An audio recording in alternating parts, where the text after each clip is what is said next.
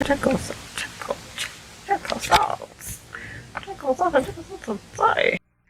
everyone, how you doing? Welcome to another Seth Say So video. My name is Sephora, by the way, and I hope you are all well. So in today's video, I'm going to be talking about one of the UK's iconic 90s girl group, Cleopatra.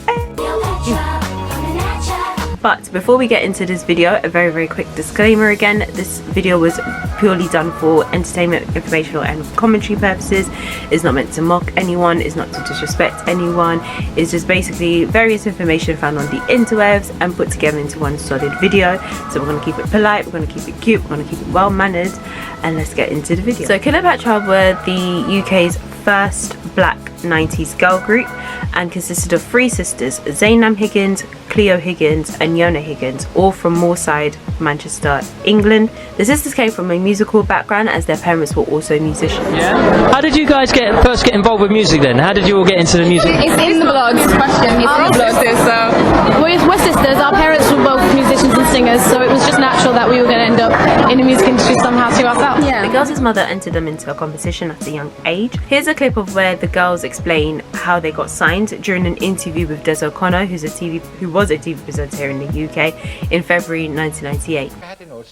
We always sing and dance in the house, so my mum thought that we were that good that she put us on stage and she entered us into a competition. We do rehearsals at our house in the kitchen, and they usually get video recorded, and our manager handed the video to Mark Morrison, and Mark Morrison handed it on to the MD, the managing director of Warner's. And she thought it was pretty good, and she wanted to meet us straight away, so we had to come down to London. And we ended up being signed on the spot. Isn't that wonderful? Their debut single, Cleopatra's Theme, taken from their album Coming At Ya, peaked at number 3 on the UK singles chart, giving the group their first top 5 hit in 1998. In an interview with Vice.com in November 2018, Cleo explained that Madonna was so impressed with the girls that she signed them onto her Maverick record label. However, it should be made clear that Madonna did not discover the girls. Here is a clip where it was mentioned that the girls were signed onto Madonna's record label, and here's another clip where girls made it clear that Madonna did not discover the girls. This was done at the Nickelodeon 11th Annual Kids' Choice Awards back in 1998. Madonna has a girl group on her record label Maverick, 3 young sisters who call themselves Cleopatra and are being touted as the next Jackson 5. Madonna didn't actually discover us. We're on the same label, Warner's label, so. It appears that having the girls sign onto Madonna's record label helped them to be promoted to an American audience. That's a good sound. They are the newest pop sensations discovered by none other than Madonna. Make way for Cleopatra. You know, their songs are already selling like hotcakes in England. You know, it's really great for them. Their new album, by the way, is Coming At Ya, and it's on Madonna's Maverick label. It's ready to do the same here in the U.S. Shortly after their performance at the Kids' Choice Awards, the group released Cleopatra's Theme over in the US, which peaked at number 26 on the Billboard Hot 100 and spent a total of 19 weeks. The group then went on to film a Disney special called Cleopatra in Concert, where they performed their biggest hits aboard the Disney Magic cruise ship. Cleopatra in concert from aboard Disney's cruise ship Disney Magic. The group were also invited to support the Spice Girls during the UK leg of their Spice World tour at Wembley Stadium in London. Whilst editing, I found an article dated August 2014 on the mancunianmatters.co.uk website, which stated that Cleopatra also had their own clothing range back in 1998. The group's follow-up singles Life Ain't Easy and a cover of Jackson 5's I Want You Back all reached top 5 on the UK singles chart. Then in December 1998, by the request of Pope John Paul II, the group performed Life Ain't Easy at the Vatican Christmas concert. How you doing? In 1999, the group performed Thank ABBA for the Music alongside other British artists such as Billie Piper, Bewitched, Steps and Tina Cousins.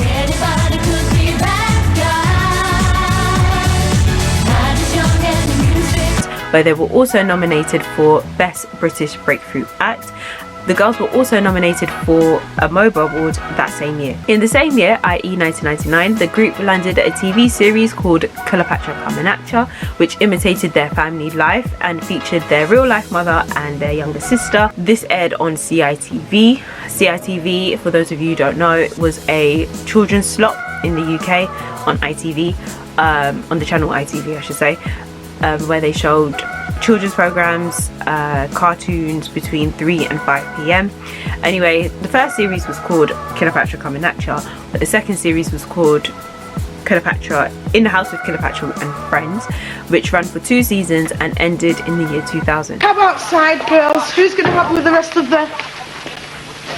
No, that is what I call an all beef patty pie with 2 sesame seed buns.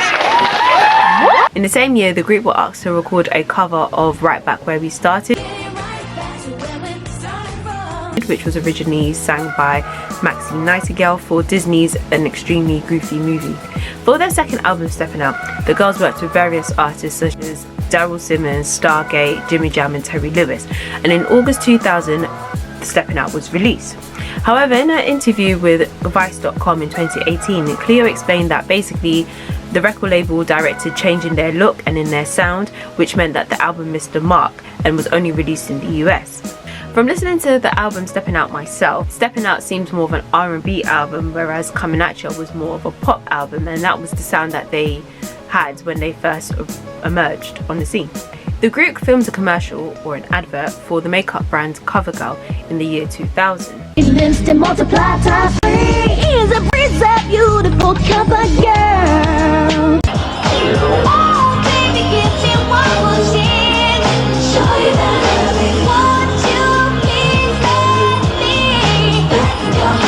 Unfortunately, the group's second album, Stepping Out, failed to chart, and their single Come and Get Me only peaked at number 29 on the UK singles chart. And after poor sales, the group parted with their label in 2001, which is such a shame because Stepping Out really has like really good tunes on there, such as You Got Me, which I believe was released in the US as their follow-up single, Sweat Me and Bingo My Love. In the 2018 interview with Vice.com, Cleo explained what happened during and shortly after they parted ways with their label, Warner Brothers. He says, "We were paid £500,000 to sign a publishing deal, but didn't see a penny of that. I love my ex-management, but they didn't know what they were doing. People were always trying to rip us off though. We were signing away thousands for costumes that we never saw. But when we were in Tokyo one time, we refused to sign a release form because we were tired of not seeing what was in the contracts. We were 16 or 17 years old by then and we'd started to grow balls." She goes on to say, "After I came out of the deal with Warner Brothers as Cleopatra, they wanted to have me signed as a solo artist straight away. But they wanted to write all my songs, and that didn't make any sense to me as I'd been writing my own songs my whole life." In 2005, the ladies came together and appeared on the ITV show Hit Me, Baby, One More Time, hosted by Vernon Kay, who's also a presenter here in the UK, where they performed Girls Aloud's No Good Advice,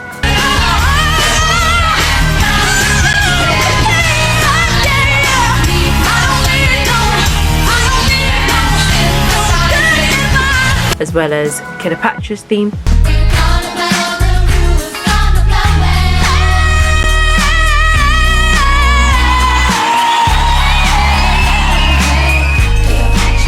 However, this was only for a one-off performance.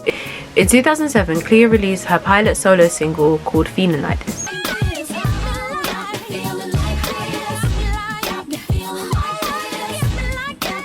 And then in 2008, the group got back together to film for a reality TV show called Pop Goes the Band, which aired on Living TV here in the UK in 2009. The ladies mentioned this in an interview with DJ Angus L. Flacco at the UK Urban Music Awards in 2009. Yeah, we did a reality TV show with Living Television last year, which aired at the beginning of this year. It's a bit of a makeover show. It's a lot of fun. Later that year, the group performed at the Embassy in London, where they performed Leona Lewis's Run.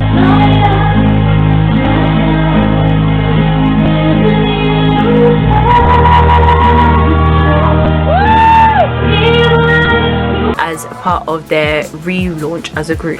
Cleo appeared on season 2 of The Voice UK in 2013, which aired on BBC One at the time. For her blind audition, she performed Beyonce's Love on Top.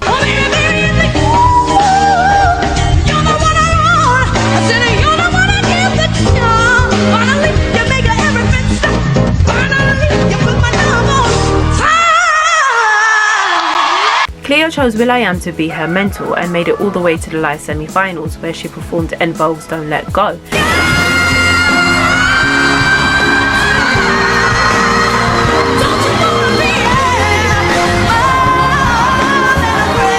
Before being eliminated from the competition. Also, whilst editing, I came across this article from celebsnow.co.uk dated March 2016, where it was reported that Cleo found herself fighting off huge controversy in 2013 after appearing on The Voice. So apparently it was reported in tabloids that her mentor will.i.am was quote-unquote disgusted by her attitude and alleged she was the worst diva the show ever had.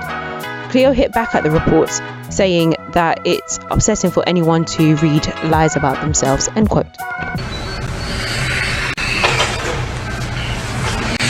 In 2014, Cleo joined the cast of Michael Jackson's Thriller Live here in London.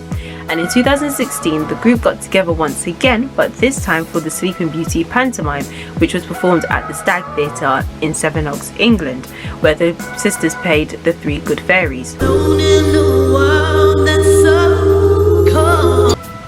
However, in an article on the BBC News Kent website, it was reported that the panto producer blasted a caller to the Stag's Theatre, who basically complained that the cast of the pantomime was too black, and also said the number of ethnic minorities was not representative of the town. The same caller, who called himself Mr. Smith to protect his identity, said the following about Cleo, and I quote, "I mean, she's black, but I guess she can sing a bit." If you don't. To be honest, I don't know why Mr. Smith even bothered calling the theatre. He could have opted not to go. I mean, it's not by force, no one's forcing his hand, but obviously he wanted to make a point.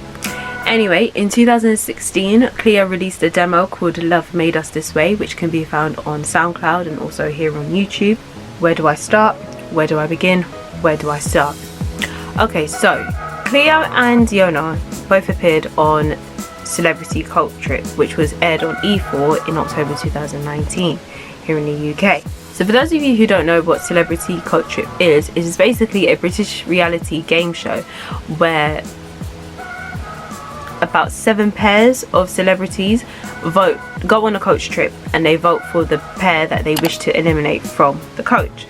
So how it goes is that basically the pair with the most votes the first time round gets a yellow card. If the same pair gets the most amount of votes again, they get a red card, and then they're voted off the coach. They are then replaced with a new pair of celebrities, and whoever is the popular pair wins the show. On this occasion, the coach trip was in and around Italy. From the second episode, there were tensions between Cleo, Yona, and some of the castmates, particularly Georgia Steele, who was on Love Island 2018. There was quite a lot that happened during these episodes of Coach Trip, so I'm going to do my best to keep it brief. During the second episode, Yona said that she tried to have a conversation with Georgia, but Georgia basically ignored her. The contestants then took part in a paintballing challenge, and during the challenge, Yona accidentally hit Alexandra Crane, who was also part of the 2018 Love Island cast, on her head. After the challenge, Yona went to go and apologise to Alexandra, and was so shocked about the incident, this in turn led her to feel awful about the situation. Meanwhile, Cleo was talking to either the producers or the film crew, I can't really pinpoint which one, but then as she was doing so, Georgia pushed past her, which obviously made Cleo annoyed. Check this out. Why did she just push past me? She didn't say excuse me. In the same episode, during the voting stage, Cleo and Yona opted to vote for Vicky Patterson, who's also a reality TV star here, and Scott. Their reason was because they felt that there was tension between one and then the other. When it was Georgia's and Alexandra's turn to vote, they opted to vote for Cleo and Yona. Alexandra explained that it wasn't because of the incident, but what happened afterward. However, this is where the tension between Cleo, Yona and Georgia was taken up a notch. Talk about my youth like that. You don't have to be like... Carry on. Why say it if you know it's going to annoy me? Do you know what I mean? But that's like saying... No, see, yeah, no, it's fine. Yeah, same. It's okay. Another pair of contestants, Aaron and Kate, also voted for Cleo and Yona. Let me just say this, my issue is not the fact that Aaron and Kate voted for Cleo and Yona, because at the end of the day, that's the aim of the game. It's the way Kate went about it. It was extremely condescending and it was extremely rude. Even James and Harry basically vocalized that this was off key. Yona and Cleopatra. Congratulations, guys. You broke the rules, hun! You broke the goddamn rules! Many of us got shot in the face. Hang on a minute. Hang on a minute. Okay, now to spin. As Vicky and Scott also voted for Cleo and Yona, Cleo and Yona got the yellow card. So Vicky explained that the reason for the vote is because Vicky and Scott basically had prior relationships with the other castmates. Cleo explained that she understood and appreciated her explanation, but it kind of didn't make sense because during the earlier stages, Cleo and Yona was basically saying that there was tension between one and then the other, but both of them claimed that they didn't realize that they were ignoring Cleo and Yona. I don't know, it was just a mess.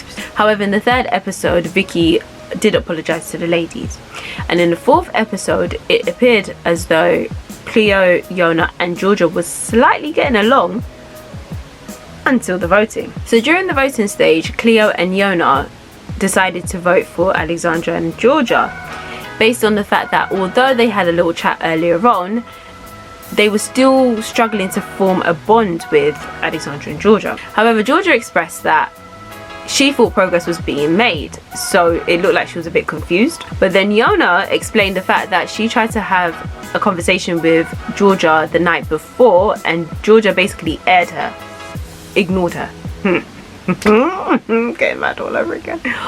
So in the fifth episode, Cleo and Yona found out that when they said goodnight to the castmates and went off to bed, majority of the castmates went on a night out. So it seemed like Aaron was trying to justify the situation and mentioned a WhatsApp group chat. But then you will see that Cleo and Yona seemed confused, because it turned out that they were not added to the WhatsApp group chat. Check out this clip. They could have asked us to come along. They didn't.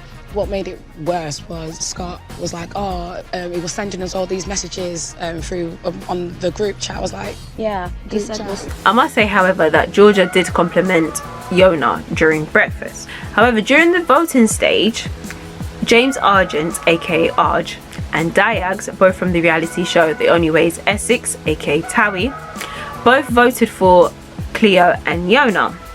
Arj explained that the reason why he voted for Cleo and Yona is because there seems to be negativity around the ladies.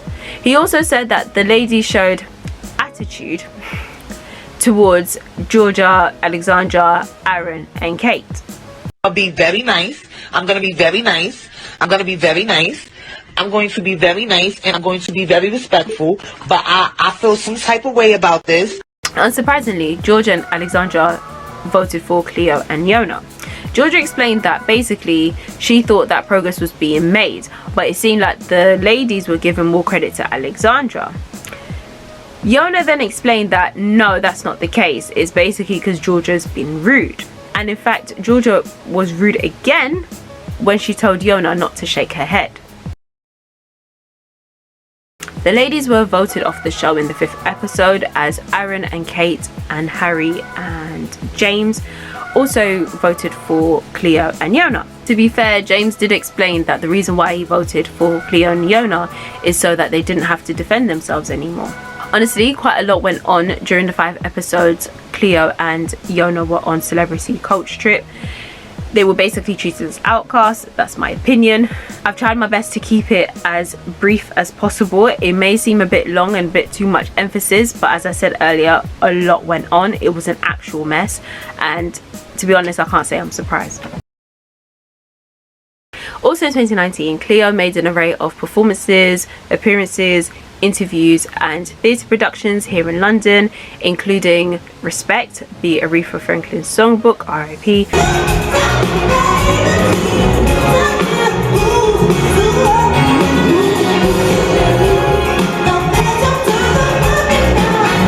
and Simply the Best, the music of Tina Turner.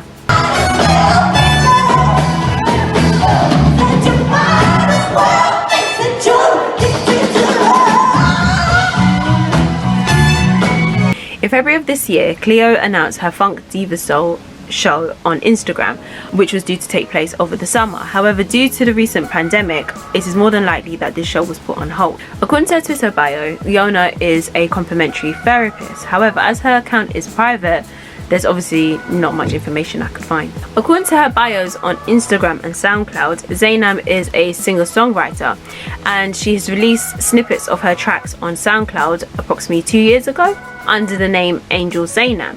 According to her Instagram bio, she also writes that she's a proud mother, an actress, a model, and a confessed pickaholic.